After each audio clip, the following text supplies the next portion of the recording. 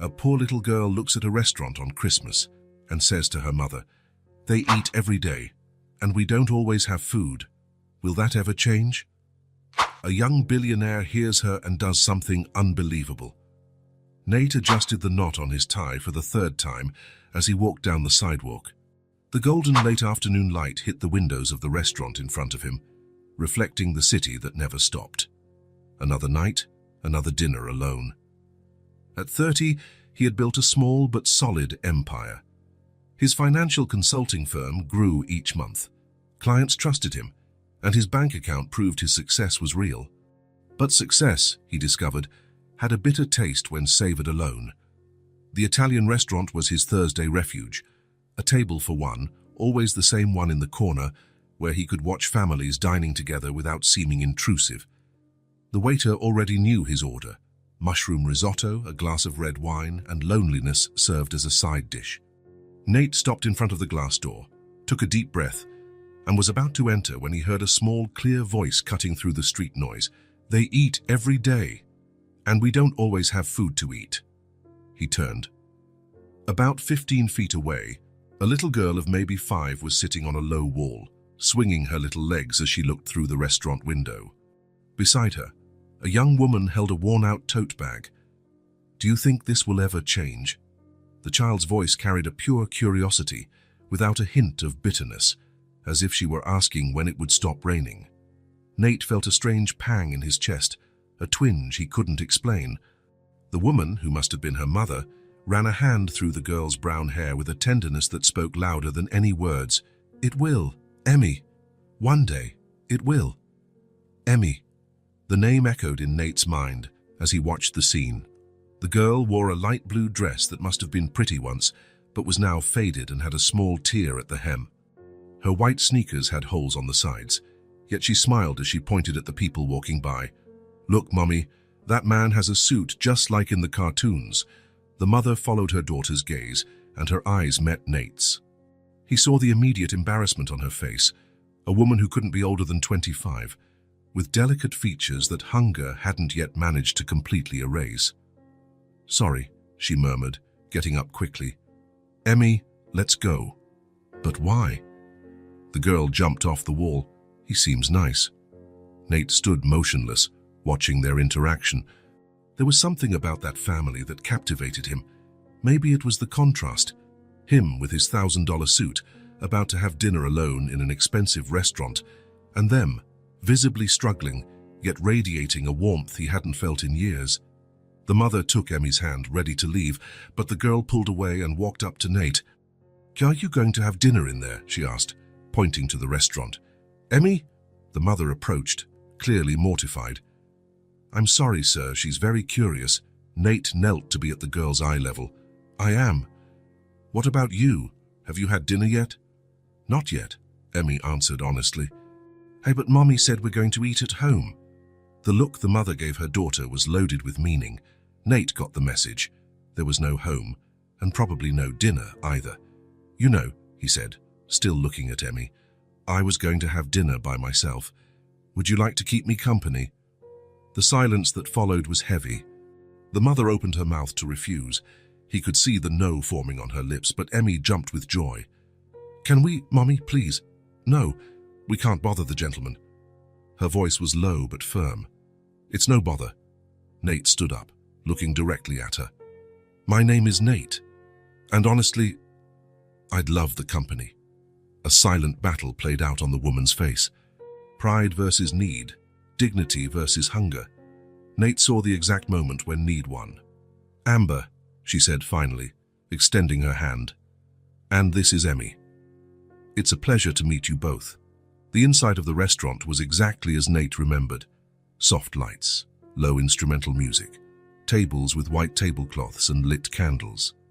The smell of garlic and basil hung in the air, but this time, as the waiter escorted them to the table, everything felt different. "Table for 3, the waiter asked, surprised. Nate always dined alone. "Yes, please." Emmy was fascinated by everything. She touched the tablecloth with reverence, as if it were made of silk. When the waiter lit the candle in the center of the table, she clapped her hands. "It's just like in the movies." she exclaimed. Amber remained tense, sitting on the edge of her chair as if ready to flee at any moment. Nate noticed how she observed every detail of the room, memorizing it, perhaps saving this moment to revisit later. "What would you like to eat?" Nate asked, handing them the menus. Emmy browsed hers seriously, furrowing her brow in concentration. "There's a lot of stuff I don't know what it is. How about I order a few options and you can try them?" "That would be perfect," Amber said softly. Nate ordered a varied selection: pasta with tomato sauce for Emmy, mushroom risotto to share, a fresh salad, and garlic bread. Nothing too elaborate, but enough for a decent meal. The waiter also brought ice water and orange juice for Emmy, who held the glass with both hands as if it were a treasure. "Can I drink it all?" she asked her mother. "Of course, sweetie." While they waited, Emmy told him about her favorite doll, which was in her mother's bag. The doll's name was Lucy, and she had yellow hair that she always combed before bed. "She's my best friend," Emmy explained. "When I have nightmares, she protects me." "What kind of nightmares?" Nate asked, genuinely curious. "Sometimes I dream I'm lost and can't find Mommy, but then Lucy shows up and shows me the way." Amber held her daughter's hand for a moment, and Nate noticed her eyes glistening slightly. "Emmy has a very strong imagination," Amber said. "She makes up stories all the time." "I like to draw too," Emmy added. "I draw clouds because they look like cotton candy." "Have you ever had cotton candy?" "Yes, I have, a long time ago. I've never had it, but it must be delicious, sweet like a cloud." The food arrived, and Emmy's eyes went wide. The plate of pasta steamed in front of her, and she looked at her mother as if asking for permission to believe it was real. "You can eat, sweetie," Amber said softly. Emmy picked up her fork and began to eat carefully, as if she didn't want to waste a single strand of pasta. Nate watched her savor every bite, closing her eyes in pleasure. "Is it good?" he asked. "It's the best food in the world," she replied with her mouth full, making Nate smile. Amber ate in silence, but Nate noticed that she too was savoring every bite. There was a quiet gratitude in her movements, an awareness that this meal was precious. "What do you do for work?" Amber asked, trying to keep the conversation going. "Financial consulting. I help people organize their businesses, investments, things like that." "That must be interesting." "Sometimes." Nate took a bite of his risotto. "And you?" There was a pause. "I'm between jobs at the moment." The answer was careful, and Nate didn't press. He was beginning to understand that their story was more complex than it appeared. "Mommy used to work at a coffee shop," Emmy offered, "but the boss was very mean." "Emmy," Amber murmured. "It's true. He yelled at everyone. And he wouldn't let Mommy take food home." Nate felt the tension build and changed the subject. "Emmy, do you go to school? I'm starting next semester." She smiled, showing a new tooth coming in. "I'm going to learn to read real books, not just the ones with pictures." "Do you know any letters already?" "I can write my name." Emmy took a napkin and, with a finger dipped in her water glass, wrote Emmy in crooked letters. "Very good," Nate applauded, and she beamed with pride. "Mommy taught me. She's very smart." Amber blushed slightly. "Emmy exaggerates." "No, I don't. You know a lot of things. You know how to make delicious food. You know how to tell stories. You know how to make different voices when you read to me." "You read to her?" Nate asked, impressed. "Sometimes we get books from the library. Emmy loves stories." "What's your favorite?" Nate asked the little girl. "The one about the ugly duckling," Emmy answered immediately, "because in the end he finds out he's beautiful, just like Mommy always tells me." The conversation flowed naturally as the evening went on.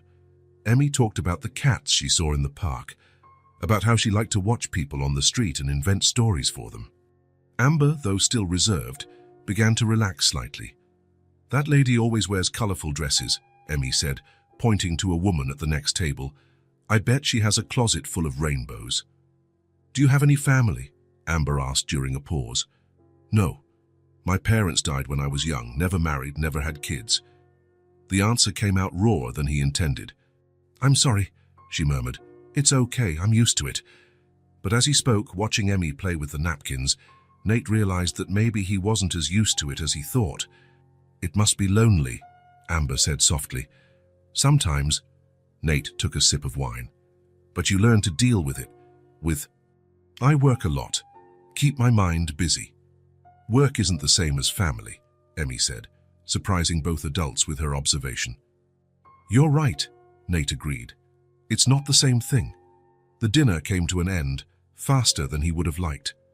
Emmy had finished all her pasta and even tried a little of every dish on the table. Her cheeks were flushed, and she seemed more alive than when they had arrived. Can I take some bread? She asked, looking at the still full basket. Of course, Nate said, wrapping some bread in napkins. Take as many as you want. Thank you, Amber said as Nate paid the bill. This was very kind. It was my pleasure. Truly. They left the restaurant together. The night was cool, and the city lights created an almost magical atmosphere. Emmy held her mother's hand and looked up at Nate. Are you married? She asked suddenly. Emmy, Amber chided. No, I'm not, Nate answered, amused by the girl's curiosity. Why, never found the right person, I guess, Emmy thought for a moment. Maybe you haven't been looking in the right places. The 5-year-old's unexpected wisdom left Nate speechless for a moment. You might be right, he said finally. They walked a few yards in silence until they reached the corner where they needed to part ways. Emmy let go of her mother's hand and approached Nate. Will we see you again? She asked with the kind of frankness only children possess. Nate looked at Amber, searching for a sign. She averted her gaze but didn't say no. He felt something stir inside him, a hesitation he couldn't explain. Maybe, he replied, and saw a shadow of disappointment cross Emmy's face. To maybe is almost a no, she said, showing a perception that surprised him. No, it's not, Nate knelt beside her. Maybe means I'd really like to, but I don't know if it will be possible. Why? Because sometimes life is complicated. Emmy studied him for a moment, then smiled. Okay. Maybe is better than never. They said their goodbyes there on the sidewalk. Nate watched as Amber and Emmy walked down the street, the little girl's silhouette bouncing beside her mother. When they turned the corner and disappeared, he stood there for a long moment. Something had changed that night. He couldn't define exactly what, but he felt as if a door had opened inside him, a door that had been locked for so long he had forgotten it existed. Nate walked to his car, but before getting in, he looked one more time in the direction they had gone. The maybe he had given Emmy echoed in his mind. Part of him wished he had been more definitive, more encouraging. For the first time in years, loneliness didn't feel like a choice. It felt like a waste. As he drove home, Nate couldn't stop thinking about Emmy's question, will this ever change? And her observation, maybe is better than never. Maybe, he thought, she was right. Maybe was the first step toward a change he didn't even know he was waiting for. What he couldn't imagine was that, on the other side of town, a 5-year-old girl was falling asleep clutching her doll Lucy, whispering a prayer. Please, make the kind man appear again. Mommy needs friends too. And sometimes, just sometimes, children's prayers have a special power to turn into reality. The key turned in the lock with the same sound as always, but when Nate pushed the door to his home open, something was different. The apartment greeted him with its usual silence, the low hum of the refrigerator, the ticking of the clock on the wall, the almost imperceptible whisper of the air conditioning. Sounds that were once just background noise now seemed amplified, heavy. He dropped his keys on the marble entryway table and looked around. Everything was exactly as he had left it that morning. The expensive furniture in its precise places, the clean and organized surfaces, the panoramic view of the city through the 23rd floor windows. It was a home any design magazine would love to photograph, and it was completely empty. Nate loosened his tie as he walked to the kitchen. He opened the refrigerator out of habit, finding the same options as always. Imported mineral water, Greek yogurt, some leftover Chinese food he had ordered 3 days ago. He closed the door without taking anything. The echo of his footsteps on the hardwood floor resounded through the hallway. When was the last time he had noticed that sound? When was the last time the silence had bothered him this way? He threw himself onto the leather sofa, picked up the remote, and turned on the television. The day's news unfolded on the screen. Politics, economics, sports, but the words seemed distant, unimportant. He changed the channel. An action movie. Changed it again. A sitcom with a laugh track that sounded forced in the quiet room. He turned off the TV. The silence returned, heavier now. Nate closed his eyes and, unintentionally, found himself remembering Emmy's laugh when she found out she could choose anything from the menu. The way her eyes lit up when he said the garlic bread was all hers. The way Amber smiled, really smiled, when Emmy told the story of the doll Lucy for the third time. There was noise at that restaurant table, not just the voices, but something more. Life, movement, purpose. Nate got up and walked to the window. Down below, the city was bustling. Cars passed, people walked on the sidewalks, lights turned on in apartments and offices. Life was happening everywhere, and he was watching it all from a distance, protected by double-paned glass and 23 floors of separation. Maybe, he murmured to himself, remembering the answer he had given Emmy. Maybe what? That they would see each other again. That he had the courage to break the bubble he had built around his own life. That a 5-year-old girl and her mother could make a difference in the carefully controlled existence he had assembled. The phone rang, interrupting his thoughts. The caller ID showed the name of an important client. Nate watched the phone ring 2, 3, 4 times before it went to voicemail. For the first time in years, he didn't answer a work call. He went back to the sofa but couldn't sit still. He got up, went to the kitchen, opened the refrigerator again, closed it, walked to his office, looked at the pile of documents on his desk, turned back. What was happening to him? He took a long shower, hoping the hot water would wash away this strange restlessness. It didn't work. He lay in the king-size bed, wrapped in Egyptian cotton sheets that cost more than many people earned in a month. The mattress was perfect, the room temperature was ideal, but sleep wouldn't come. He stared at the ceiling, remembering the conversation at the restaurant, Emmy asking if he had family. Amber eating slowly, savoring each bite as if it were her last. The way the girl held the juice glass with both hands, treating it like a treasure. Work isn't the same as family, she had said, 5 years old, and she already understood something that he at 30E was just beginning to grasp. Nate turned over in bed, then turned again. The digital clock read 2:30 a.m. when he finally fell asleep, but it was a restless sleep, full of fragmented dreams where he tried to find 2 silhouettes walking down dark streets. The alarm went off at 7 in the morning, as always. Nate got up, went through his automatic morning routine, shower, coffee, news on his phone, a carefully chosen suit. But when he got to the office, he couldn't concentrate. Sitting in front of the computer, looking at investment spreadsheets and financial reports, his mind wandered. Where were Emmy and Amber right now? Did they have a place to stay?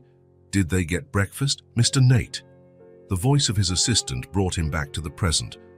Your 10 o'clock meeting is here. Meeting? He looked at the calendar on his computer. Meeting with the Petersons about their retirement plan.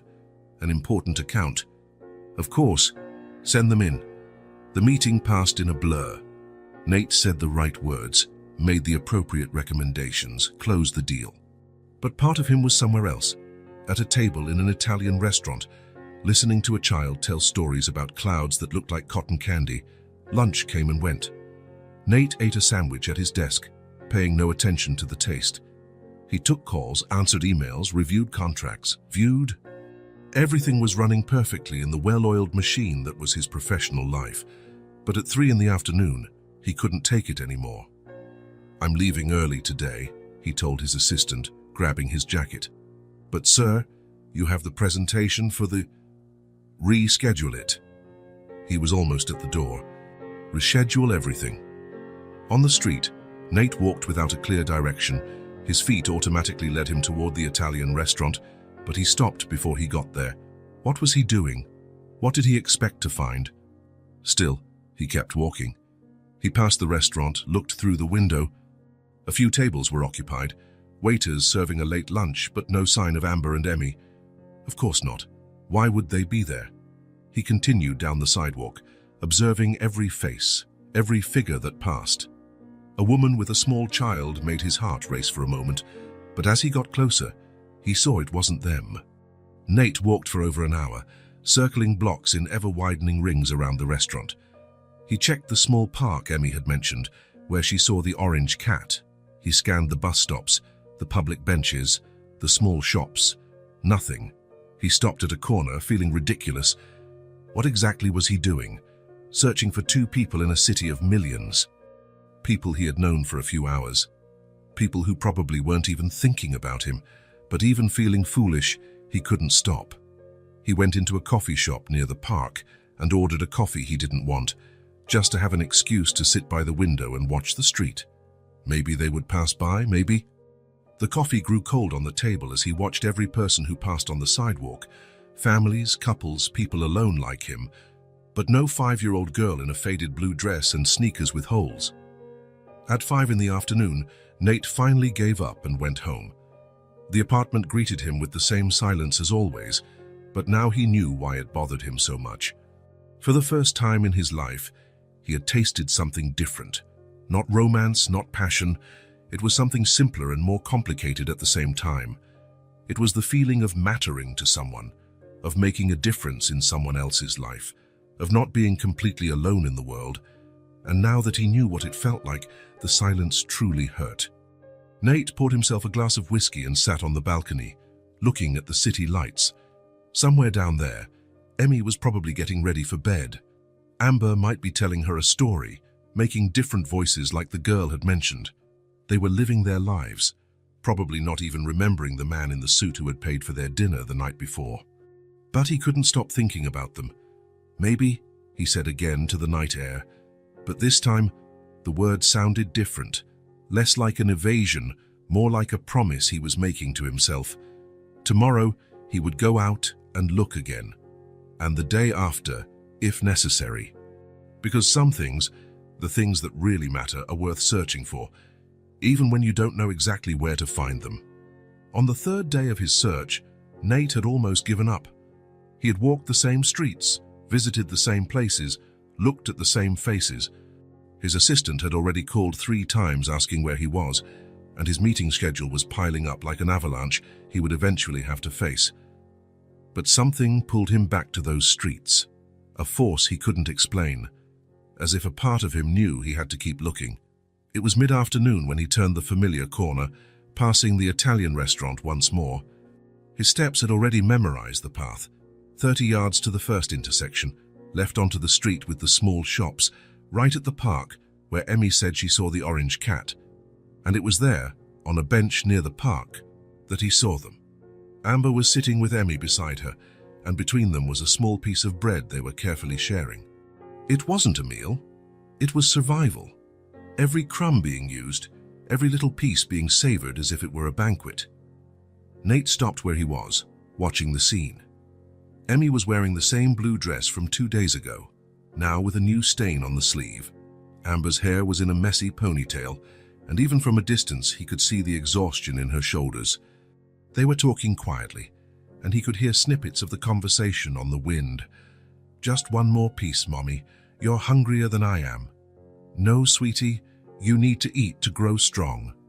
But you need to be strong to take care of me, too." The maturity in Emmy's voice made something tighten in Nate's chest. A 5-year-old child shouldn't have to worry if her mother was eating enough. He approached slowly, not wanting to startle them. Emmy was the first to see him. Her eyes lit up instantly, and she jumped off the bench. "It's him, Mommy! It's the kind man!" Emmy ran to Nate with her arms open, and he knelt to receive her.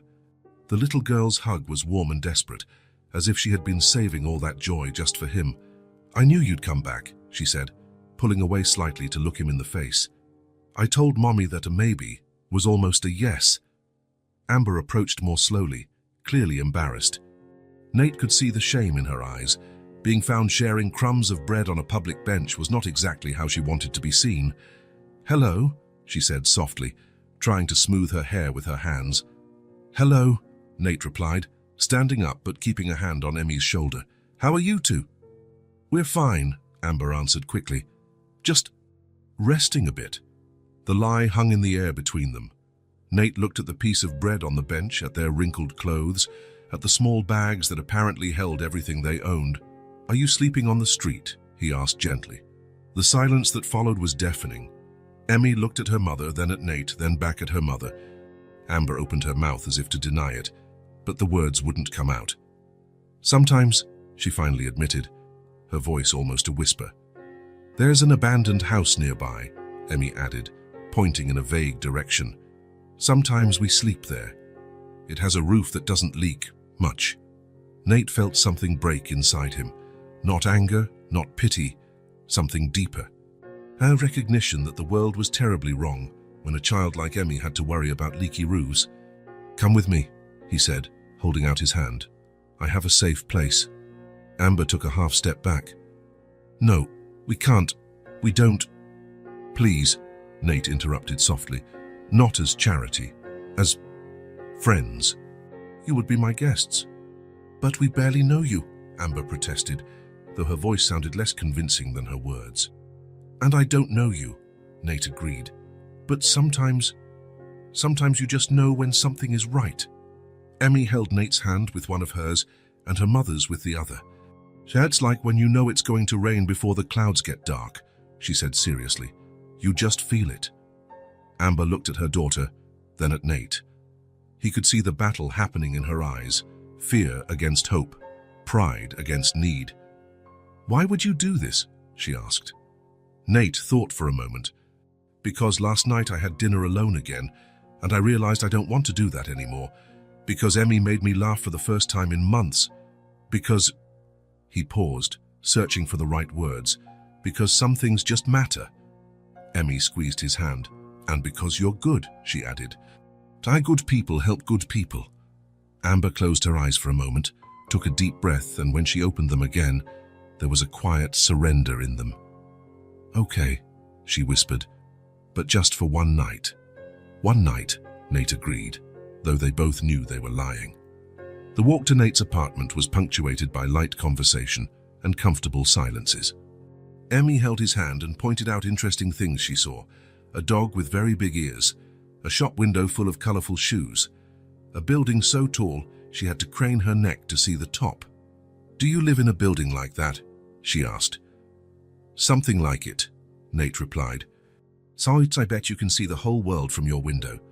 When they arrived at Nate's building, Emmy was speechless. The doorman greeted them politely, but Nate noticed the curious glance he gave Amber and Emmy. Two people clearly out of place in this environment of marble and crystal chandeliers. In the elevator, Emmy asked if she could press the button. When Nate said 23rd floor, she was impressed. "That's almost in the sky." "Sometimes it feels like it," Nate murmured, and Amber looked at him with curiosity. When the elevator doors opened directly into Nate's apartment, Emmy let out a low "wow." Amber remained silent, but he could see her eyes taking in everything: the expensive furniture, the impeccable decor, the spectacular view of the city. "It's very beautiful," she said politely. "It's very big," Emmy added, dropping her bag and running to the window. "Look, Mommy!" "You can see everything." Nate watched their reaction, seeing his home through the eyes of people who didn't have one.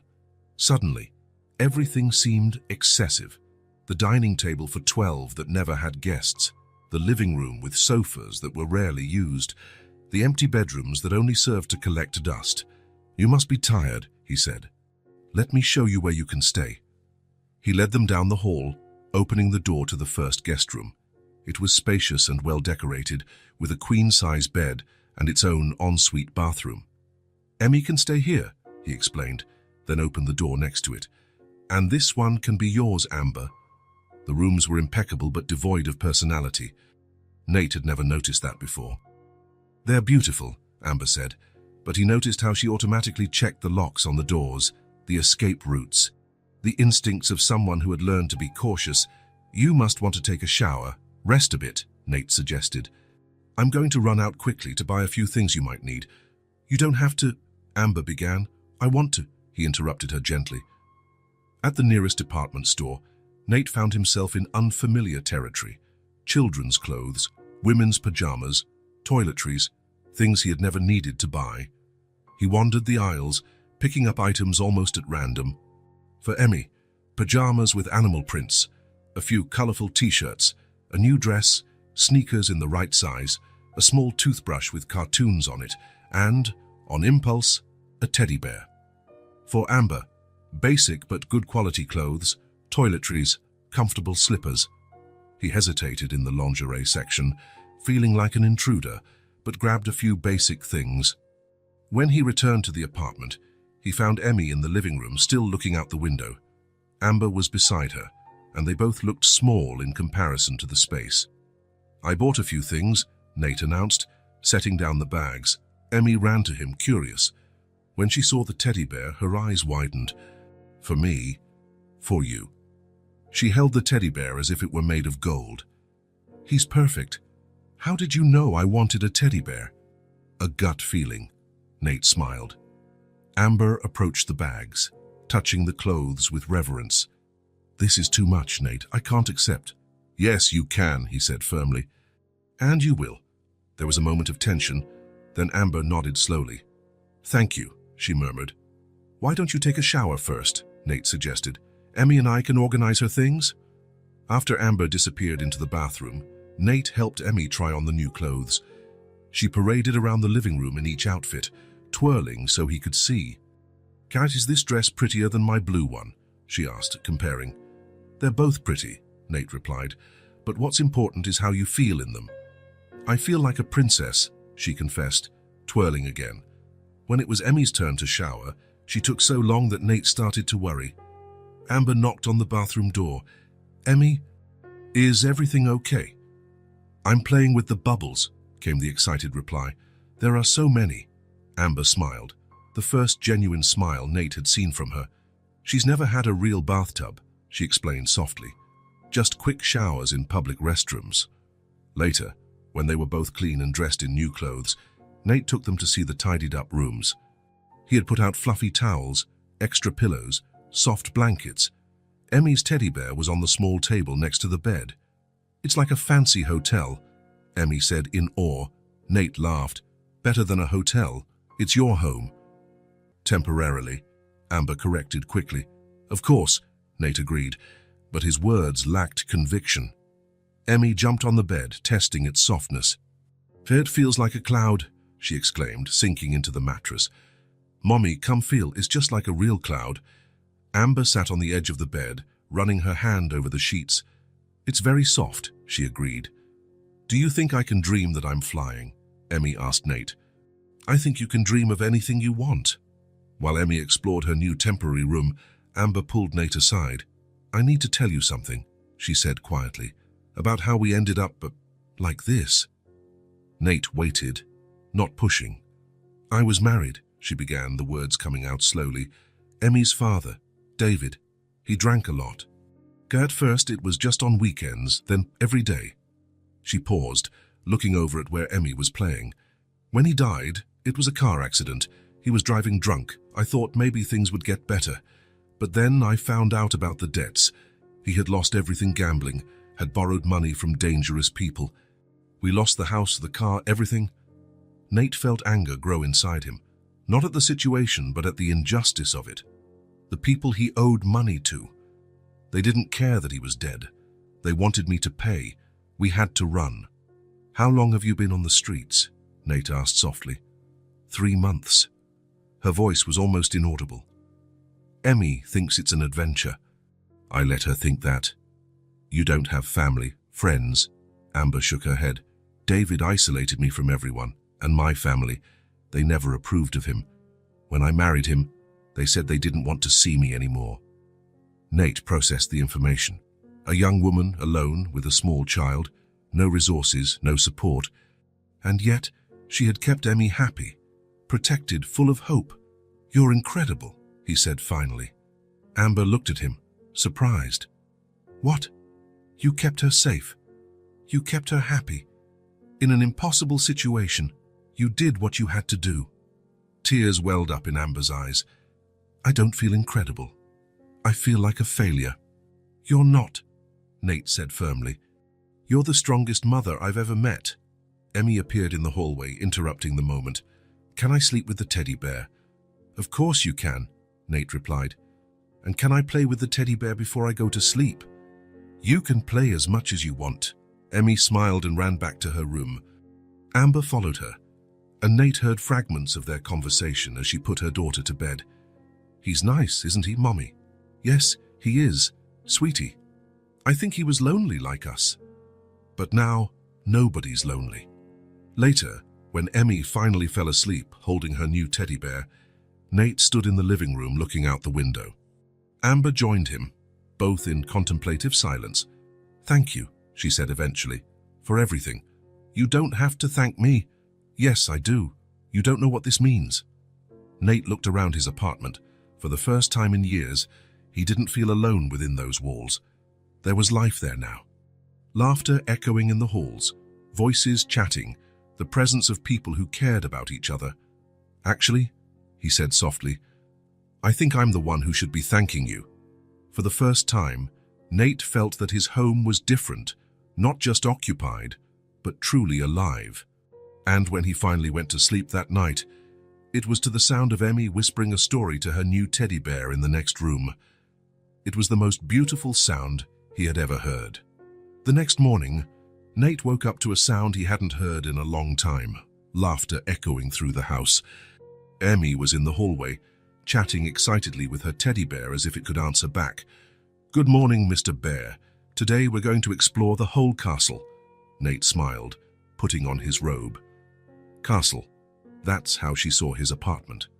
When he reached the living room, he found Emmy on the balcony, pointing at the buildings below. "Look, Uncle Nate. In the daytime, you can see even farther." Uncle Nate. Something warm spread through his chest when he heard those words. "Good morning, Princess. Did you sleep well on your cloud?" "Better than a real princess." Emmy skipped over to him.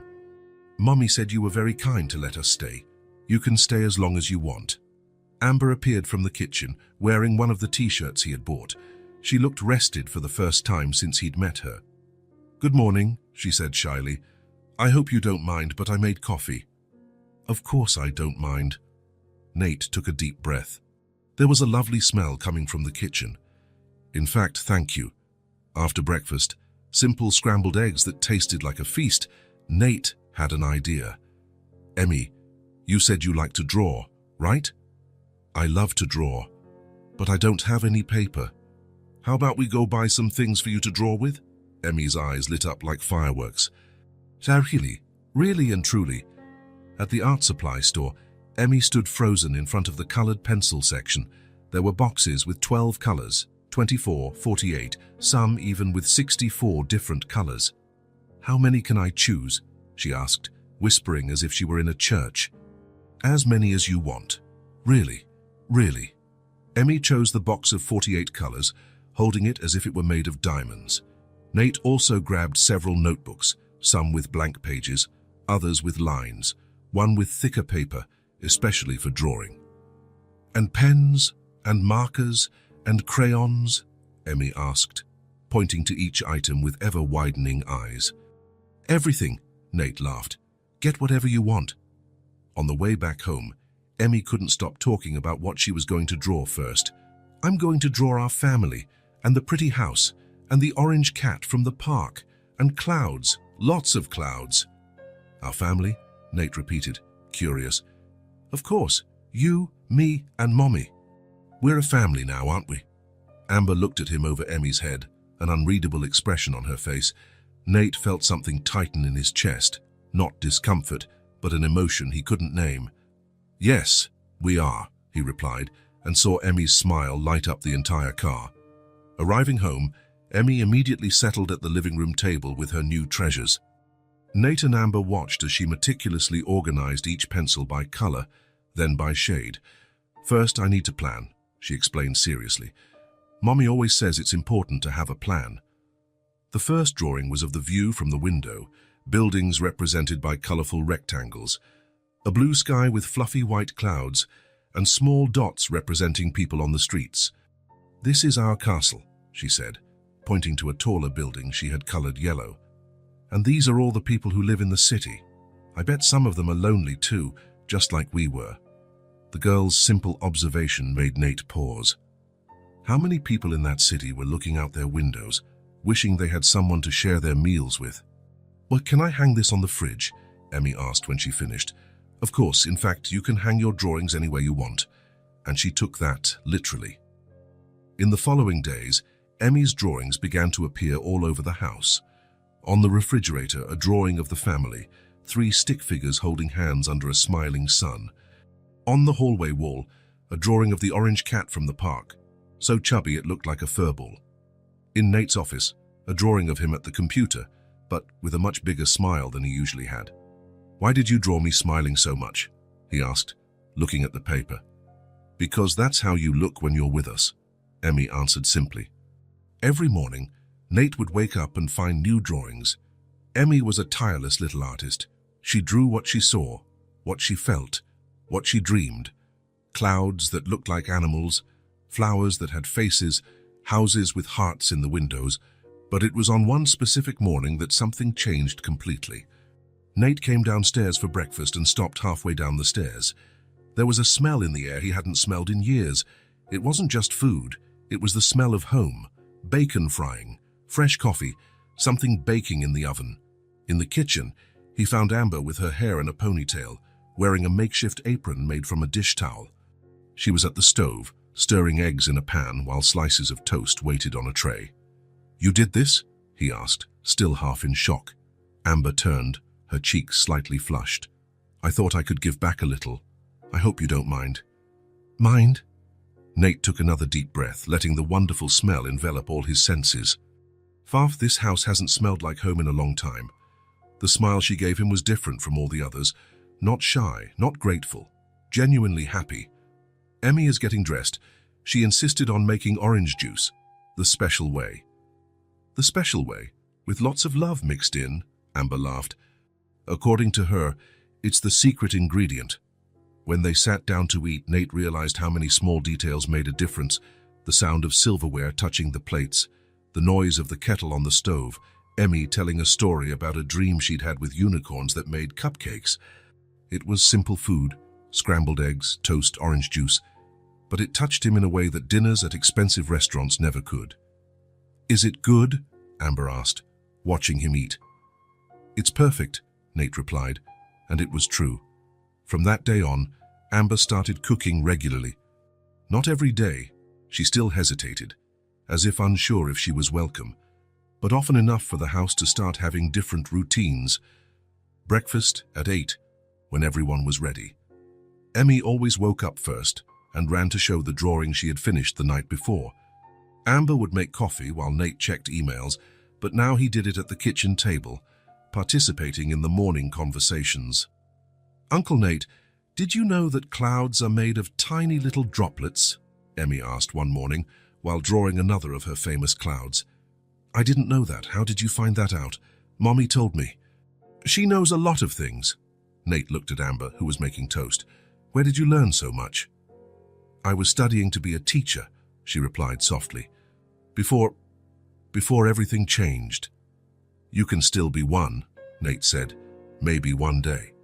But there was hope in her voice now, something that hadn't been there when they first met. Meals became special moments. Emmy always had stories to tell, about the drawings she had made, about the dreams from the night before, about the people she saw on the street and the lives she imagined for them. "That lady who wears colorful dresses probably has a garden full of flowers," she would say. "And the man who always reads the newspaper on the bench must have a cat that likes to sit on his lap." Nate began to contribute his own stories. He talked about his childhood, about the parents he had lost early, about how he had built his company. Amber shared memories from when she was a child, funny stories about Emmy as a baby. "She was always an artist," Amber recounted. "When she was 2, she drew on the living room wall with a crayon. I was mad at the time, but then I realized it was a beautiful sunset." "Do you still have the drawing?" Emmy asked, excited. Amber's face fell. "It was in our old house. We lost everything when—" "It's okay," Emmy interrupted and climbing onto her mother's lap. "Now I can make new drawings, even better ones." It was in these moments that Nate realized how much they had changed his life. The house had sounds now, laughter, conversations, music that Amber played softly while she cooked. Emmy would hum as she drew, making up songs about the colors she was using. Blue like the sky, green like the grass, yellow like the sun that loves us. One afternoon, while Emmy was drawing on the coffee table and Amber was reading a book Nate had lent her, he allowed himself to observe the scene. The golden late afternoon light streamed through the windows, illuminating Emmy's brown hair as she concentrated on the paper. Amber was curled up on the sofa, completely absorbed in her reading. It was a simple domestic scene, but to Nate, it seemed miraculous. "I've always imagined what it would be like to have kids," he said suddenly, the words tumbling out before he could think about them. Amber looked up from her book. Emmy stopped drawing. "But I never had someone who wanted to stay," he continued, looking at his own hands. The silence that followed wasn't uncomfortable. It was the kind of silence that happens when important truths are spoken. Emmy got up from the table and walked over to him. Without a word, she rested her head on his shoulder. Nate felt his heart clench, not with sadness, but with something much more powerful. "We want to stay," Emmy murmured against his shoulder. "Don't we, Mommy?" Amber slowly closed her book. Her eyes were shining. "Yes, we do." There, in that simple moment, Emmy leaning on his shoulder, Amber looking at him with that affectionate expression, colorful drawings scattered on the table, the smell of dinner being prepared in the kitchen, Nate felt something being born inside him. It wasn't romantic passion, although there was something growing between him and Amber. It wasn't just friendship, although they were friends. It was something bigger, stronger, more permanent. It was family. "Then stay," he said simply. "Forever?" Emmy asked, lifting her head to look at him. Nate looked at Amber, searching for any sign of hesitation. He found only hope.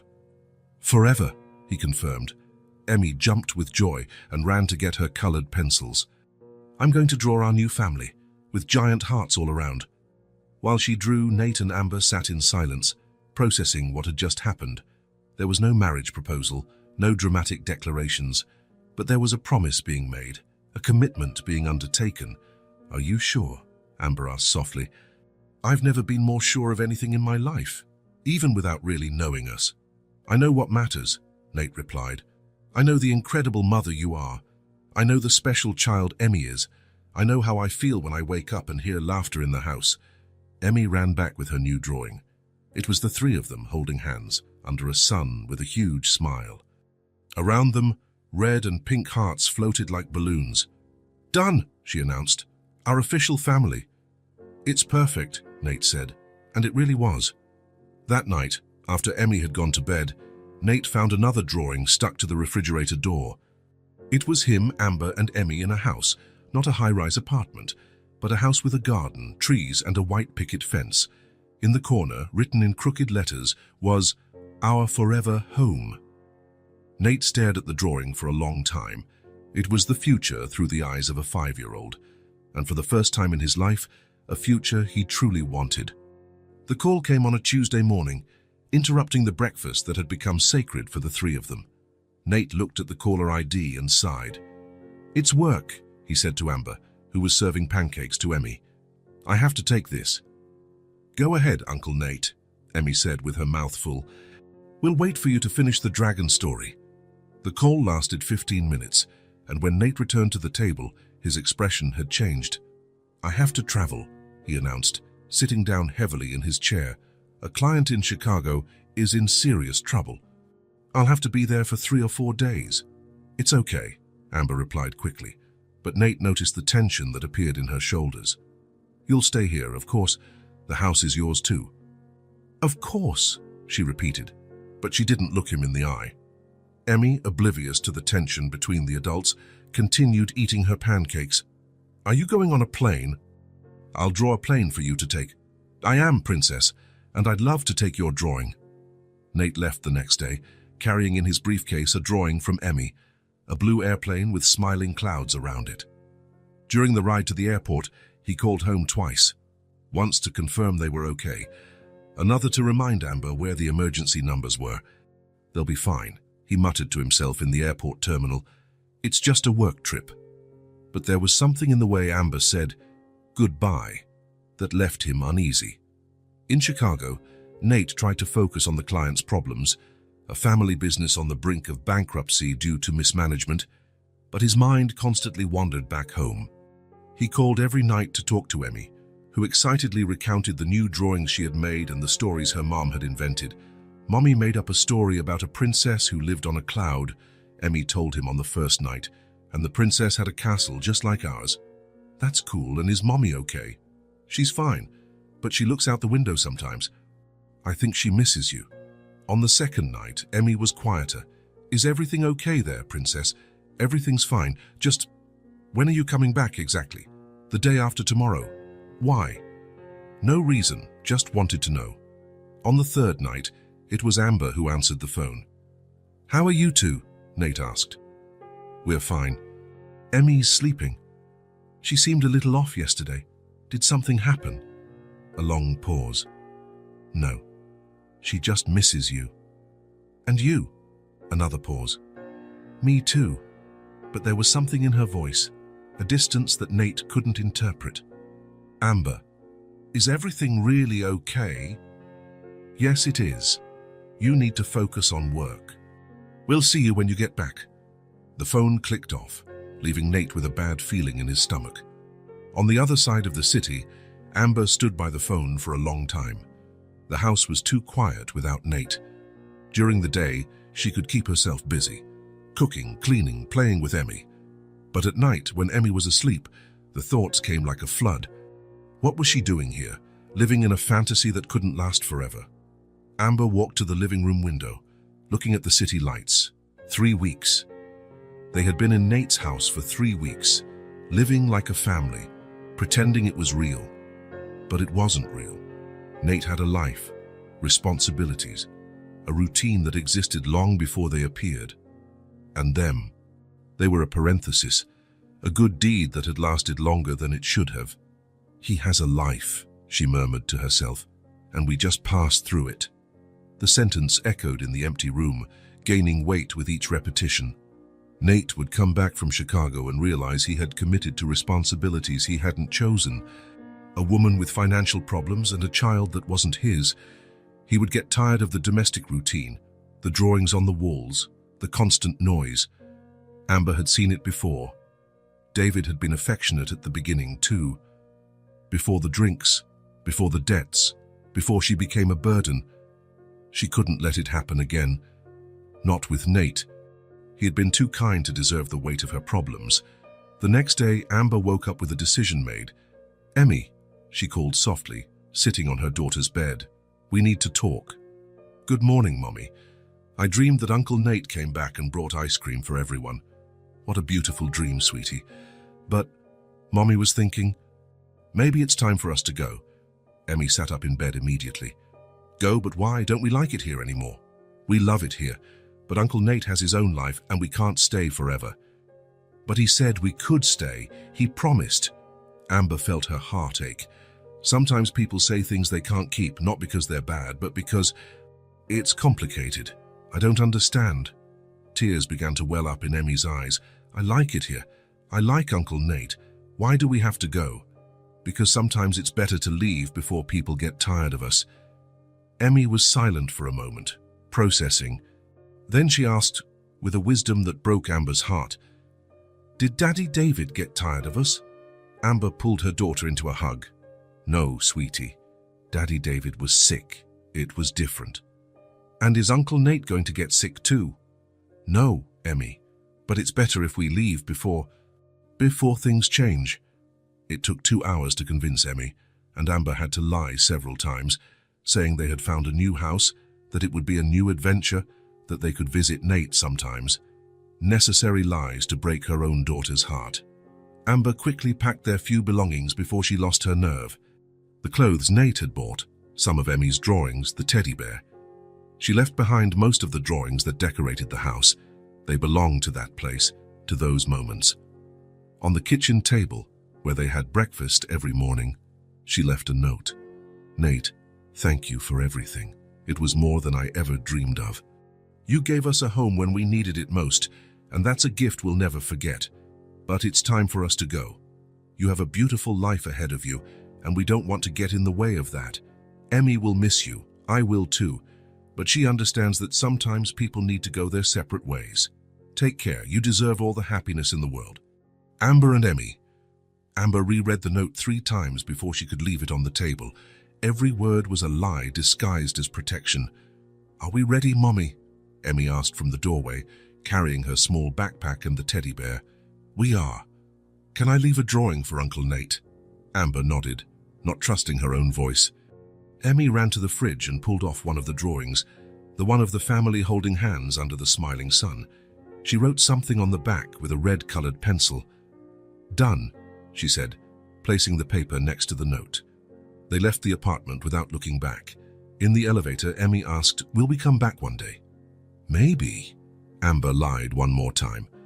2 hours later, Nate landed at the city airport, eager to get home. The meeting had ended earlier than expected, and he had managed to catch an earlier flight. In the taxi, he called home. No one answered. "They must be at the park," he muttered to himself. But when the key turned in the lock and the door opened, Nate knew immediately that something was wrong. The silence. It was the same silence as before, the silence he had forgotten how heavy it was. No laughter echoing through the hallways, no soft music coming from the kitchen, no sound of colored pencils falling on the floor. "Amber," he called out, knowing there would be no answer. "Emmy." He walked through the house like a ghost. Emmy's room was too tidy, too empty. Amber's room had the bed made with military precision. In the kitchen, he found the note. Nate read it once, then again, then one more time. The words danced on the page, not making sense. "It's time for us to go. You have a beautiful life ahead of you. We don't want to get in the way of that." Next to the note, Emmy's drawing. Nate turned it over and read the message written in red pencil. "For Uncle Nate, thank you for being my heart daddy. I love you forever. Emmy." Nate sat down heavily in the chair where he had breakfast with them every morning. The table was too clean, too organized, as if they had never existed, but he knew they had existed. Because now, without them, the house wasn't just silent, it was dead. Nate looked around the kitchen where Amber had cooked, where Emmy had laughed, where they had built something he didn't even know he was looking for, and he realized a truth that hit him like a punch. They hadn't just passed through his life, they were his life, and now they were gone. Nate sat in the kitchen for an hour, just staring at the note. Amber's words echoed in his mind like a painful refrain. "It's time for us to go." As if the time they spent together had an expiration date he didn't know about. He reread Emmy's message on the back of the drawing until he had memorized every crooked letter. "Thank you for being my heart daddy. Heart daddy." Nate stood up abruptly, knocking over the chair. He couldn't let it end like this, not when he had finally found something that made sense. He grabbed his car keys and left the apartment, with no clear destination in mind, only the certainty that he had to find them. He drove through the city streets like a man possessed. He checked the park where Emmy liked to see the orange cat. He passed the Italian restaurant where it all began. He searched every public bench, every bus stop, every place where 2 homeless people might be. Nothing. The afternoon turned into evening, and Nate began to feel desperation growing in his chest. What if they had left the city? What if they had gone too far for him to find? It was when he stopped at a traffic light near the Italian restaurant that he had an idea. The place where it all started.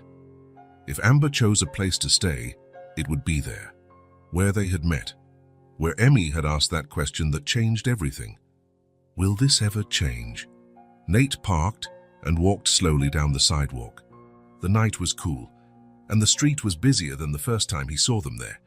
People coming home from work, couples having dinner, life happening all around. And then he saw them, sitting on the same low wall where Emmy had been swinging her legs that first night. Amber had her arm around her daughter, and both were looking at the street traffic with a sadness that broke Nate's heart. Emmy was the first to see him. Her eyes went wide, and for a moment she was still, as if she couldn't believe what she was seeing. "Uncle Nate," she whispered. Then she jumped off the wall and ran to him, throwing herself into his arms with such force that she almost knocked him over. "You came for us," she cried, clinging to his neck as if she would never let go. "I knew you would come. I told Mommy you would come." Nate held her tightly, feeling tears burn his eyes. "Of course I came. Of course I came, Princess." Amber approached slowly, her face a mixture of relief and shame. Nate. I can explain. You don't have to explain, he said, still holding Emmy. I understand. No, you don't understand. The words tumbled out. We can't stay. You have a life. Responsibilities. You can't take on the problems of strangers just because strangers, Nate interrupted her, finally putting Emmy down but keeping a hand on her shoulder. You think you're strangers to me? Amber looked away. We are. You've known us for a few weeks. That's not enough to what? To care. To feel like my life only makes sense when I wake up and hear Emmy singing in the hallway, to discover that home-cooked food tastes like family. Nate, let me finish. He stepped closer. When I got home today and found that note, do you know what I felt? Emmy looked at him with full attention, as if every word was important. I didn't feel relief to have my life back. I felt like my life was over. Amber closed her eyes, as if his words were too painful to hear. You wrote that I have a beautiful life ahead of me, but you don't understand. You are my beautiful life. You are what I was looking for without knowing I was looking. But we're a burden, Amber whispered. You'll get tired of... I don't want you to pass through my life, Nate said firmly, looking directly into her eyes. I want you to stay. Emmy squeezed his hand tightly. Forever. Forever. He knelt beside her. Emmy is my daughter in my heart. You don't need papers or documents for it to be real. Emmy smiled through her tears. And I love you like you're my real daddy. Nate stood up and looked at Amber, who was crying silently. And you? He paused, searching for the right words. You are the home I've been waiting for. The silence that followed was different from all the others, not empty but full of possibilities. I'm scared, Amber admitted softly. Scared of messing it all up. Scared you'll realize we're too much. Scared Emmy will get attached and then what? Then I'll change my mind. Nate gently took her hands. Amber, look at me. She lifted her eyes, and he saw all the fear there. Not just fear of the present, but fear carried from the past. Of broken promises, of people who left, of shattered hopes. I'm not David, he said simply. Amber sobbed, because that was exactly what she needed to hear. I'm not going to get tired of you. I'm not going to wake up one day and decide you're inconvenient. You aren't guests in my life. You are my life. But what if... There is no what if. Nate wiped the tears from her face with his thumb. There is only kamwennie. When Emmy starts school, when she loses her first tooth, when you decide if you want to go back to school, when we build enough memories to fill a lifetime. Emmy jumped between them, hugging them both. Does this mean we're going home? This means we're a family, Nate replied. For real, Emmy asked. For real family? The realest there is. Amber finally smiled through her tears. Are you sure? Because after we say yes, we're not leaving again. You'll have to put up with drawings on the fridge forever. And stories at dinner time, Emmy added. And music in the kitchen in the morning, Amber continued. And someone always asking if you've eaten properly, Emmy laughed. And arguments about which movie to watch on the weekend, Amber said. And fights about bedtime, Emmy grimaced. Nate laughed, the sound echoing down the street. I want all of it. Every drawing, every story, every silly argument. I want it all. Amber held out her hand, and when he took it, it was as if something clicked into place. Not dramatic, not explosive, but right, like a key finding its lock. Then let's go home, she said. Home, Nate agreed. They walked to the car together, Emmy swinging between them, held by both their hands. Their bags felt light now, not because they carried little, but because they knew they had a place to put everything. Uncle Nate? Emmy asked when they were in the car. Yes, Princess. Can I draw our new family when we get home? You can draw as many families as you want. I'm going to draw a different one every day, so we never forget how good it is to be a family. In the front seat, Amber held Nate's hand as he drove. It was a simple touch, but it was loaded with promises. When they got to the building, Emmy ran ahead to press the elevator button. 23rd floor, she announced to the doorman, who smiled. Welcome back, the man said, and it was true. They were coming back. Not as guests, not as temporary visitors, but as part of something real. When the apartment door opened, Emmy ran straight to her room. "I'm going to check if my teddy bear missed me." Nate and Amber stood in the entryway, looking at the house that had become a home. "Thank you," she whispered. "Thank you," he replied, "for teaching me what family is." And when Emmy yelled from her room, the teddy bear was crying because he missed me, but now he's happy. They both knew they were exactly where they belonged. The Saturday after they returned, Nate woke up with a mission. Over the past few days, he had watched Emmy play with her one teddy bear and Amber wear the same 3 t-shirts in rotation. They had the essentials, but they didn't truly have things that were their own. "I'm going out for a bit," he announced after breakfast. "Important things to do." "Can I come with you?" Emmy asked, licking jam from her fingers. "Not today, Princess. It's a surprise." Emmy pouted. "I don't like surprises. They make me nervous." Nate knelt beside her.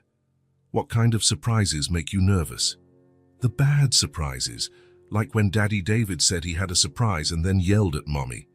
Nate's heart ached. Those weren't real surprises, they were lies. Real surprises are good things we do because we love someone. Like presents. Like presents. Like making someone's special room even more special. Emmy's eyes lit up. "Are you going to make my room more special?" "I'm going to make your room perfect for a princess who draws clouds." In the first store, Nate found himself lost amidst aisles of children's clothes. Our saleswoman approached, smiling. "Can I help you? I need clothes for a 5-year-old girl, everything, from the basics to—" He paused, thinking, "to clothes for a princess who likes to draw." "How sweet. Is it for your daughter?" The word hit him like a lightning bolt. "It is. For my daughter." 2 hours later, Nate left the store carrying bags full of colorful dresses, comfortable pants, t-shirts with animal prints, soft pajamas, socks with funny patterns, and a pink coat that the saleswoman guaranteed every 5-year-old girl would love. In the toy store, he went slower. He observed each aisle, imagining what would make Emmy smile. Dolls that seemed to have personalities, building sets for creative minds, books with colorful illustrations, puzzles with landscapes she would love. "For what age?" asked another salesman. 5 years old. She likes to draw, to make up stories, to ask questions about everything. A little artist. We have a special section." The special section had drawing tables, small easels, paints, brushes, different kinds of notebooks, and even a kit for making her own illustrated stories. "I'll take it all," Nate said, without hesitation. For Amber, it was harder. He didn't know her tastes as well, but he knew she liked to read. He had seen how her eyes lit up when she browsed the books on his shelf. At the bookstore, he chose novels, biographies, cookbooks, and some on child education that he thought she might find interesting. In the women's clothing store, he felt even more lost. An older saleswoman with a motherly air came to his rescue. "Is this for your wife?" Nate hesitated. "For someone very special. She's a mother, smart, strong. She's been through some hard times recently." "I understand. Let's find things that will make her feel beautiful again." Comfortable but elegant clothes. Soft sweaters, well-fitting pants, simple but pretty dresses. Nothing extravagant, but all good quality. Clothes that said, "You deserve nice things." Back at the apartment, Nate found Amber and Emmy in the living room. Emmy was drawing while Amber read one of the books from his shelf. "He's here." Emmy jumped up. "Where's my surprise?" "Patience, Princess. First, I need to get everything ready." Nate took the bags to Emmy's room and closed the door. For the next 3 hours, he transformed the space. He organized the new clothes in the closet, arranged by color and type. He put the books on a low shelf where she could reach them herself. He assembled the drawing table near the window, where the natural light was best. He had also bought a soft rug with cloud patterns, curtains that let the light in gently, and some colorful pillows for the floor. On the wall, he hung a corkboard where she could put her favorite drawings. When he finished, the room no longer looked like a guest room. It looked like the room of a beloved child. In Amber's room, he was more discreet. He organized the new clothes in the closet, placed the books on a table beside the bed, and replaced the towels with softer ones.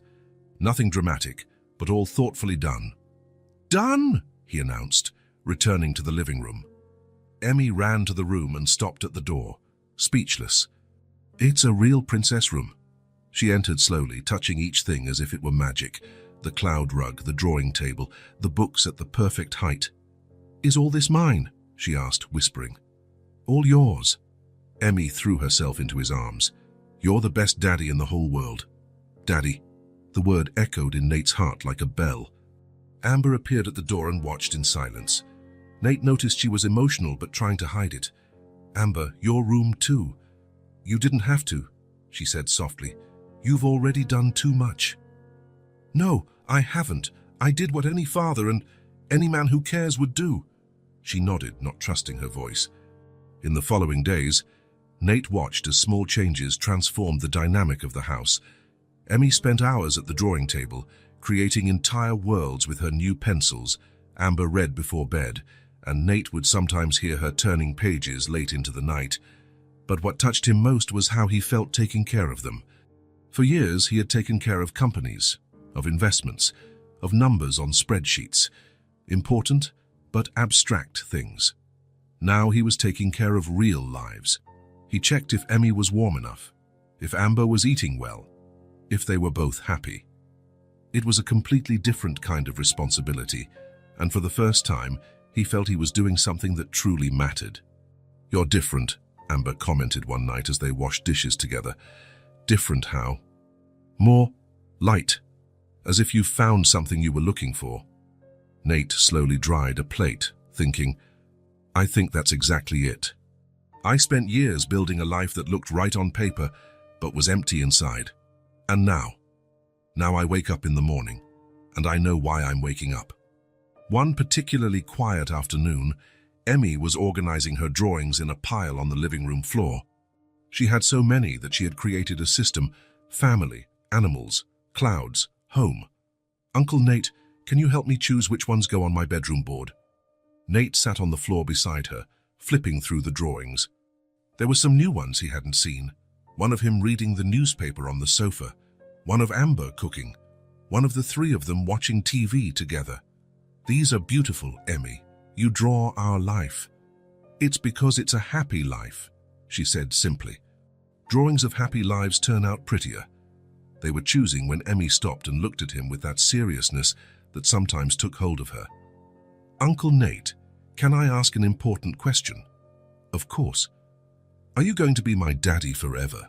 For real forever?" Nate felt his heart race. He knew this moment would come, but he wasn't prepared for the intensity of the question. He knelt on the floor and held her small hands in his. "If you want me to," he said slowly, choosing each word, "I want to be your dad from now on.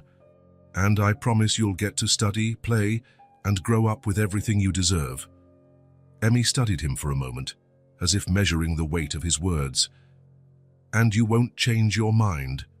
Even if I make a mess? Even if I cry sometimes? Even if I ask too many questions?" "Especially because of those things," Nate smiled. "Because that's what daughters do. And that's what dads love." "Then I want you to," she said, throwing herself into his arms. "Yes, I do, Daddy. I already love you." "Daddy." Nate hugged her tightly, feeling tears burn his eyes. 29 years of life, and he had never felt anything as powerful as hearing that word directed at him. "I love you too, Princess. More than you can imagine." In the kitchen, Amber was preparing dinner when she heard the conversation. She stopped what she was doing and listened, her hands trembling slightly. This was it. The moment she had both feared and longed for. The moment Emmy would get a real father, someone who would stay, someone who would protect her. Tears began to stream slowly down Amber's face. Not tears of sadness, but of deep relief. Relief in knowing her daughter would have what she could never give her alone: stability, security, a father who would love her unconditionally. For the first time since David's death, for the first time since they lost everything, Amber allowed herself to trust completely. To trust that this time would be different. To trust that Nate wasn't just a kind man passing through their lives, but someone who had chosen to stay. To trust without fear. When Nate appeared in the kitchen a few minutes later, carrying Emmy in his arms, Amber tried to hide that she had been crying. "Is everything okay?" he asked, noticing her red eyes. "It's perfect," she replied. And it was true. Mommy, Uncle Nate. Daddy Nate is going to be my daddy forever. Amber smiled, looking at Nate over Emmy's head. We're so lucky, aren't we? Our luck, Nate agreed, and in the way he said our, Amber knew he wasn't just talking about Emmy. He was talking about all of them. That night, after Emmy went to sleep in her lovingly prepared room, after Amber retreated with a new book, Nate stood in the living room looking out the window. 3 months ago, he would look at that same view every night, feeling disconnected from the world below. Now he no longer needed to look outside for life. Life was right here inside, in the carefully prepared rooms, in the drawings on the fridge, in the soft sound of pages turning in the next room. It was in the word Daddy, spoken with absolute confidence, in the smile of a woman who finally allowed herself to believe that good things could last. For the first time in his life, Nate was taking care of something that truly mattered, not numbers or businesses, but 2 lives that had become as essential as breathing, and tomorrow he would wake up again knowing exactly why it was worth waking up. 6 months later, the morning arrived with the familiar sound of small bare feet running down the hallway. Emmy appeared in the kitchen already dressed in her school uniform, her hair in a slightly crooked ponytail she had tried to do herself. Good morning, Daddy. Good morning, Mommy. Nate looked up from the laptop where he was checking emails. Good morning, Princess. Did you manage the ponytail on your own today? Almost. Mommy just had to fix it a little. Amber smiled from the sink where she was preparing breakfast. Soft music played on the radio, a jazz station that had become the soundtrack to their mornings. She danced discreetly as she stirred the eggs in the pan, a scene so mundane that Nate sometimes forgot how he had ever lived without it. What's for breakfast today? Emmy asked, climbing into her chair. Scrambled eggs, toast, and... Amber built the suspense. Special pancakes for presentation day. Oh! Emmy clapped her hands. I almost forgot. Today I'm showing my project about family to the class. 3 weeks ago, the teacher had asked each child to prepare a presentation about their family. Emmy had worked on the project every night, choosing photos, drawing, telling stories. Are you nervous? Nate asked, sitting beside her. A little bit, but Mrs. Martinez said that every family is different and special in its own way. And how is our family special? Amber asked, serving the pancakes. Because it was chosen with the heart, Emmy answered seriously. We weren't born together, but we chose each other. Nate felt that familiar tightening in his chest, the kind of emotion that still caught him by surprise, even after all these months. After breakfast, while Emmy brushed her teeth, Nate and Amber cleaned the kitchen together. It was a dance they had perfected over time. He rinsed and she dried, conversations flowing naturally. Will you be able to leave early today? Amber asked. I'll try. I want to hear how the presentation went. I'm ready. Emmy appeared, carrying her backpack and a folder with her project. On the way to school, she reviewed what she was going to say one more time. First, I'm going to show the picture of when we met at the restaurant. We don't have a picture of when we met, Nate reminded her. I drew it. It looks pretty close. Then I'll tell them how you invited us to dinner, how Mommy cooks the best food in the world, and how you became my dad because you wanted to. Because I wanted to, Nate repeated softly, liking the sound of the words. At school, Emmy said goodbye with loud kisses and ran into her classroom. Through the window, Nate saw her excitedly showing her project to her classmates. She's happy, Amber observed. She is, and you? I'm happy in a way I didn't even know existed. At 3 in the afternoon, Nate managed to leave the office early. In recent months, he had reorganized his schedule to spend more time at home. He discovered that being more efficient at work meant having more energy for the things that really mattered. When he got home, he found Emmy at the living room table doing her homework. Amber was in the kitchen preparing dinner, the usual low music playing on the radio. Daddy! Emmy ran to him. Want to know how my presentation went? I want to know everything. It was a success. The teacher said it was one of the most creative in the class. I told them you're a dad who chose with his heart. You really said that? I did, and I cried a little bit from happiness at the end. During dinner, Emmy recounted every detail of the presentation, how her classmates asked questions, how the teacher praised her drawing, how proud she felt talking about them. Tommy said our family is cool because you chose me on purpose. It wasn't an accident. It definitely wasn't an accident, Nate agreed. It was the opposite of an accident. It was destiny, Amber suggested. It was love, Emmy concluded simply. After dinner, while Emmy was taking a bath, Nate and Amber sat on the living room sofa. On the coffee table was a new picture frame that Amber had bought, a photo of the three of them taken at the park the previous weekend. Under the photo, Emmy had taped one of her drawings with the phrase written in colorful letters, "Now we are a family." "When did you buy this?" Nate asked, picking up the picture frame. "Today, after the presentation. I thought it was time to make it official. Official. Our story, our family, everything we've built." Amber snuggled up beside him. "We don't need a ceremony or documents. We just needed this certainty." Nate looked at the photo. They were smiling. Not the posed smile of formal photos, but the natural smile of genuinely happy people.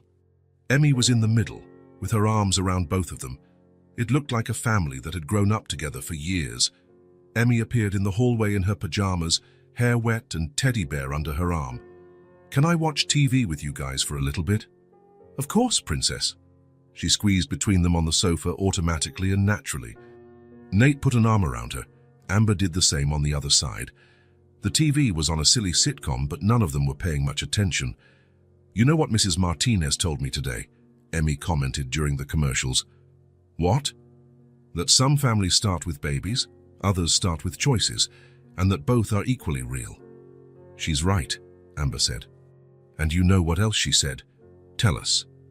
"That love is when you want to take care of someone forever, and they want to take care of you too."